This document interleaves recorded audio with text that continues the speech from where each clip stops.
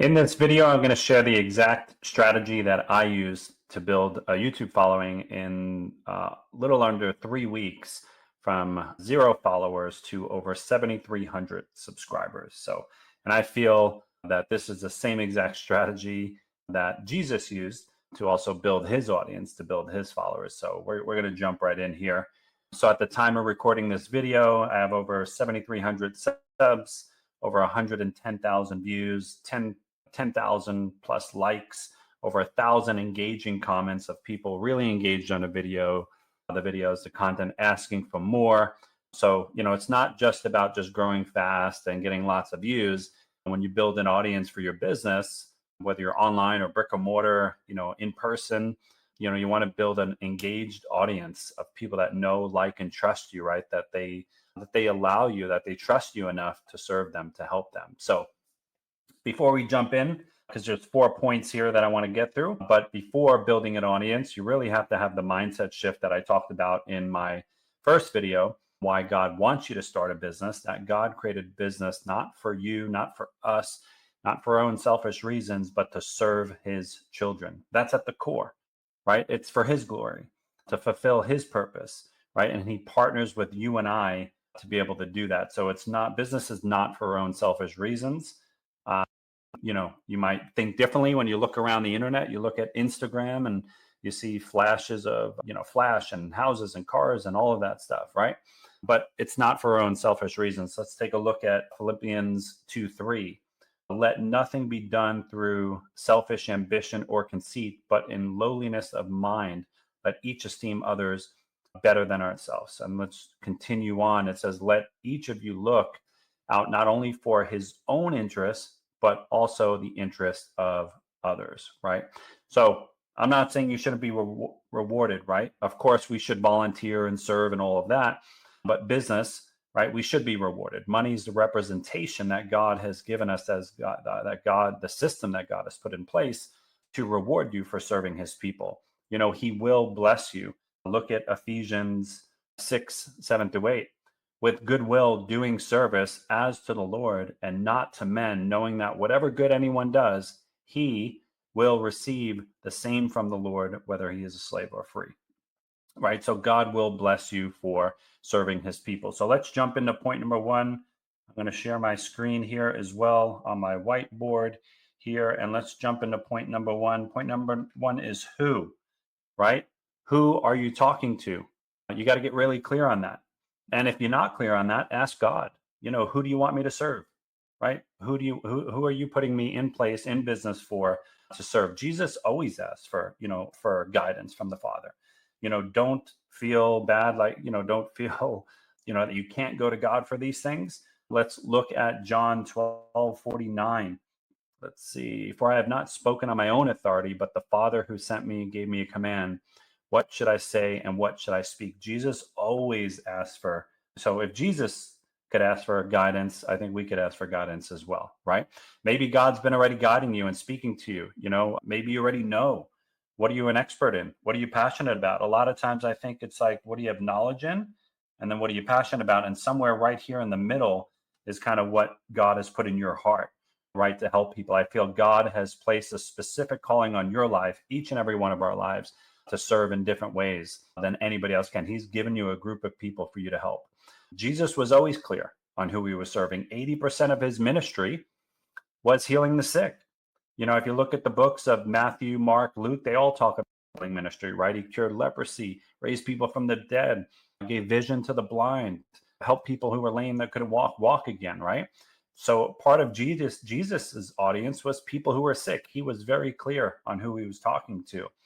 Right? When he was in Jerusalem in John chapter 5, headed to the pool over there called Bethesda, he went there because there's lots of sick people there. That's why he went, right? There's all kinds of people with all kinds of diseases, blind, paralyzed. So he knows, and Jesus knew who his target audience was, right? So get clear on your avatar. Who are you talking to?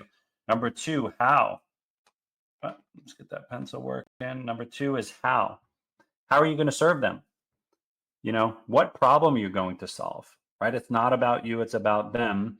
And people are more motivated to get out of pain than they are to go to pleasure, especially if you don't know them and there's no relationship there. And the problem must be big enough. It must be big enough for you to help them get out of a lot of pain so that they'll pay you really well for it. If it's a small problem, they're not going to pay much for it, right? Jesus solved really big problems, right? I mean, he helped people who are blind or couldn't walk. So ask God, spend time with God. How do you want me to help these people? What problems do they have that you want me to help and fix and solve? Or, did God heal or deliver you from something? And now that you could help others with that. So I hope this is making sense. If it is, leave some feedback in the comments for me. Let's jump on to number 3. Point number 3 is messaging. So what are you saying to these people, right? Speak their language. Jesus always spoke people's languages, right? I'm not saying English, Spanish. I'm talking about the wording, the messaging. That's why Jesus spoke in parables. Let's look at Matthew 13:10, right? And the disciples came to him and said, "Why do you speak in parables?" So this is Jesus speaking now, right? He answered them and he said, "Because it has been given to you to know the mysteries of the kingdom of heaven, but to them it has not been given," right? So he knows he's speaking their language, and for everybody else, he doesn't care, right? It's not up to, he's wanting his people to hear what he's saying. Also, pay attention to how your audience says and explains things when they leave comments on your social media. When you're on a discovery call or a sales call, pay attention to the wording and the languaging, right? Speak their language. Engage them, right? Engage them in conversation by asking questions, right? Jesus always asked questions. He created engagement. Let's look at John 5:5, right? Now a certain man was there who had an infirmity for 38 years. You think he's in pain? Think he has a problem he wants to get out of? When Jesus saw him lying there and he knew that he already had been in that condition a long time, he said to them, "Do you want to be made well?" Right? He asked a question. He engaged his audience, right? And use simple language. Look at that question. Do you want to be made well? It's not confusing. If you confuse people, they're not going to listen. It's not complicated. A child can understand that question, right? And then last point in messaging, storytelling. Jesus used parables and stories that were relatable to his audience. It would help break down complex ideas and truths. It's help, connect them on an emotional level. It helps, it's more memorable, right? They're going to remember it. It just helps them grasp a deeper meaning instead of you just trying to just speak lingo or speak words at them, right? Point number 4, be yourself. Everybody's online is trying to be other people. They're watching other influencers or other coaches or other people in their field, and they're trying to speak like them, act like them, dress like them, look like them. Be yourself. Don't try to be someone you're not. Your people won't hear you. Let's look at John 10:27. This is Jesus speaking, right? He says, "My sheep hear my voice, and I know them, and they follow me." Right? So your people will hear you. God had placed you here at this exact moment, at this exact time to serve an exact certain group of people, right? So don't worry about the people that don't hear you. That's not your business. They're not supposed to hear you. Some people are trying to speak to everybody and they end up speaking to nobody. So stay focused on your people. Who are you serving, right? Stay focused on them. God might have brought you through something, and now you have something of value to share with those people. But if you're not honest and authentic and have integrity and just being yourself, they're not going to hear you. They might wind up going to somebody else, or they might wind up not getting out of that problem because it was God placed you here to serve them.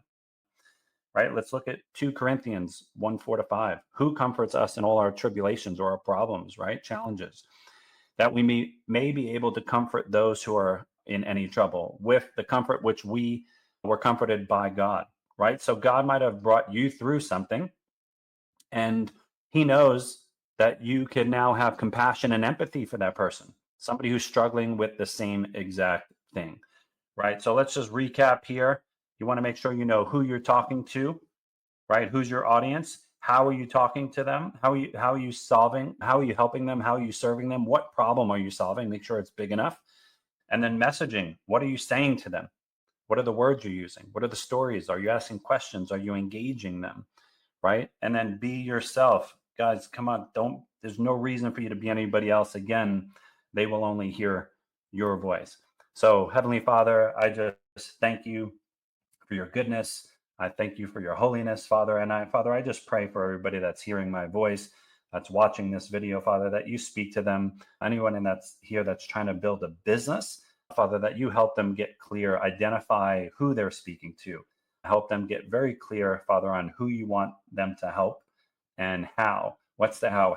How do you want them to serve? What problem do you want them to solve, Father? And just give them the words, give them the messaging, Father. Give them the guidance, give them the courage to be themselves and show up in the marketplace the way you designed them to fulfill that purpose and that promise that you put in their heart. So, Heavenly Father, I just thank you.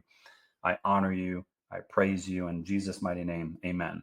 So I hope you found value in this video. If you did, like it, share it with others. That helps with the algorithm as well here at YouTube. And then subscribe if you haven't, as I'll be sharing a lot more content like this with you. And if a video pops up here at the end, it's YouTube thinks you'll like some other content of mine because of what you've been watching. Click on that, and I'll see you on the next video.